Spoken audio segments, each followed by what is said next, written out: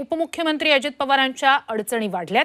अजित पवारांनी केलेल्या वक्तव्याची चौकशी करण्याचे आदेश निवडणूक आयोगाने दिलेत। निधी पाहिजे तर कचा बटन दाबा, आम्हाला मतदान करा, नाहीतर निधीच्या बाबत हात आखडता घेईन असं वक्तव्य अजित पवारांनी केलं होतं आणि या विधानाविरोधातच निवडणूक आयोगात तक्रार करण्यात आली होती। अखेर या तक्रारीची चौकशी करण्याचे आदेश राज्य निवडणूक आयोगाने दिलेत। तर नेमकं अजित पवारांचं ते वक्तव्य काय होतं ऐकूया।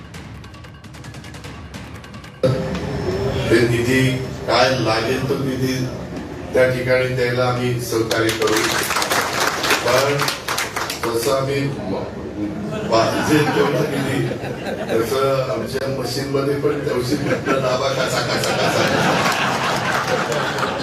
म्हणजे मला पण निधी द्यायला बरं वाटेल ना, माझा हात आखडता येईल।